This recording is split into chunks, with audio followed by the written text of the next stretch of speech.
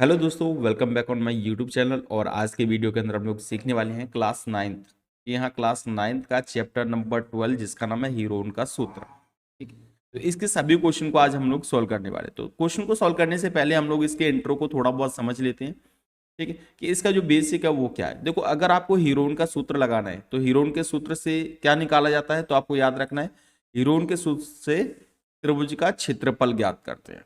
क्या ज्ञात करते हैं? त्रिभुज का क्षेत्रफल। ठीक है, और जब भी आप त्रिभुज का क्षेत्रफल ज्ञात करो हीरोन के सूत्र की सहायता से, तो आपको याद करनी पड़ेगी या फिर आपको समझना पड़ेगा किसको? परिमाप को समझना पड़ेगा, त्रिभुज की परिमाप को। अब परिमाप का मतलब क्या होता है? देखो, परिमाप का मतलब होता है बाहरी माप। ठीक है, बाहरी माप का मतलब ये है कि जैसे अगर हमने कोई आकृति बना दी इस तरीके से, हमने कोई आकृति बनाई है यहाँ पे,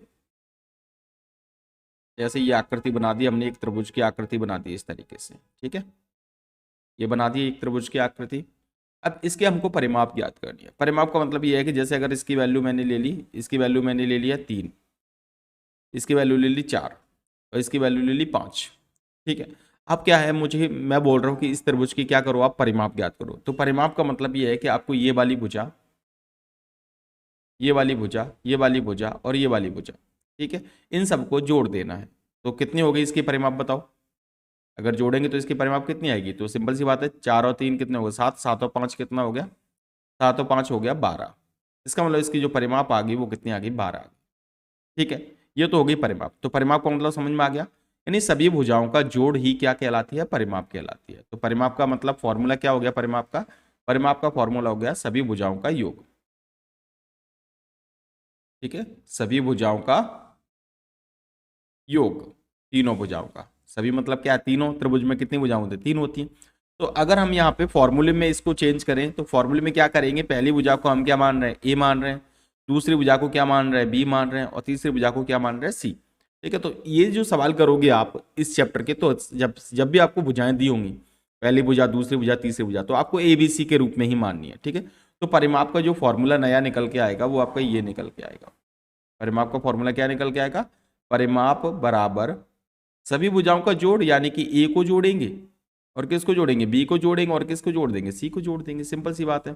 तो ए प्लस बी प्लस सी आपकी क्या हो जाएगी? परिमाप का फॉर्मूला हो जाएगा। ठीक है, तो चलिए इस सवाल को करते हैं तो आपको और क्लियर होगा। तो इसमें क्या दिया है? देखो, इस वाले सवाल में, इस सवाल में दिया आपको कि आपको एक त्रिभुज की भुजाएं दी हैं, यानी एक तो दी है 40 सेंटीमीटर, एक कितनी है? 24 सेंटीमीटर, और एक कितनी है? 32 सेंटीमीटर। तीनों भुजाएं दी हैं, यानी कि आपको ए का मान, बी का मान और सी का मान तीनों दिए हुए हैं। ए का मान भी दिया है, तो सॉल्यूशन में लिख देते हैं। सबसे पहले जो दिया है वही लिखते हैं सवाल में। ठीक है, तो लिखते हैं कि त्रिभुज की भुजाएं, त्रिभुज की भुजाएं, ये लीजिए भुजाएं लिख दिया मैंने। ठीक है, यानी कि पहला मान ये किसका है? ए का मान। ए का मान कितना है? 40। ठीक है, सेंटीमीटर तो सेंटीमीटर, मीटर है तो मीटर, उससे कोई फर्क नहीं पड़ता, यूनिट को लिख देंगे। ठीक है, उसके बाद बी का मान, बी का मान कितना है? बी का मान है यहाँ पे 24 सेंटीमीटर।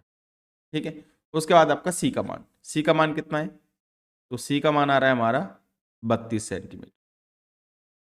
तीनों मान आ गए। ए का मान कितना हो गया? 40, बी का मान कितना हो गया? 24 और सी का मान कितना हो गया? 32। ठीक है, अब हमको क्या ज्ञात करना है? हमको ज्ञात करना है इसमें परिमाप।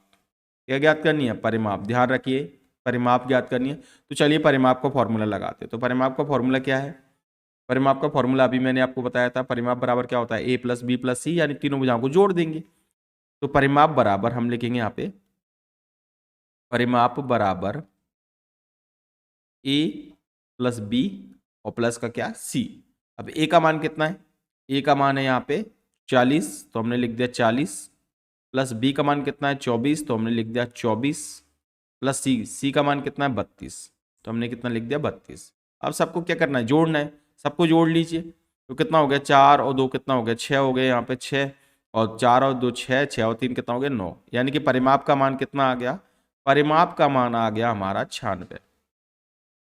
परिमाप समझ में आ गया आपको? यानी ए प्लस बी प्लस सी का जो मान था हमारा वो आ चुका है 96। पहला आंसर आ चुका है आपका परिमाप निकालना। तो परिमाप, जब भी आपको परिमाप निकालनी हो तो आपको इस तरीके से निकालनी है। ठीक है, और परिमाप का मतलब होता है आपका ए प्लस बी प्लस सी का मान। ठीक है, अब ये बात होगी। अब इसमें एक और दिया है, क्या दिया है कि आपको अर्ध परिमाप भी ज्ञात करनी है। ध्यान रखो, क्या ज्ञात करनी है इसमें, अर्ध परिमाप भी निकालने। अर्ध परिमाप का फॉर्मूला मैं आपको यहाँ पे ही समझा देता हूँ। अगर हम परिमाप में 2 का भाग दे देते हैं तो अर्ध परिमाप निकल आती है। ठीक है, तो अर्ध परिमाप बराबर आपको याद रखना है, अर्ध परिमाप बराबर होता है, इसको हम ऐसे शो करेंगे। ठीक है, मैं यहाँ पे लिख देता हूँ, एस बराबर क्या है, परिमाप बटे 2। क्या है फॉर्मूला, परिमाप और बटे में कितना, 2।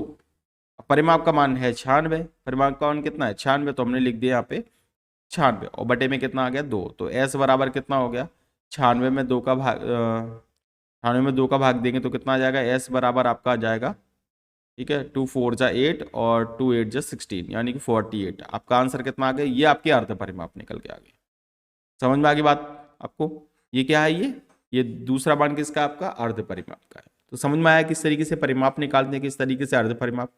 मैं आपको परिमाप अर्ध परिमाप इसीलिए निकालना सिखा रहा हूँ जिससे आपको जो त्रिभुज के क्षेत्रफल निकालने में कोई भी समस्या ना हो। ठीक है, तो पहले आप परिमाप और अर्ध परिमाप को बिल्कुल क्लियर कीजिए। ठीक है, ये अब तो निकालना आ गया होगा।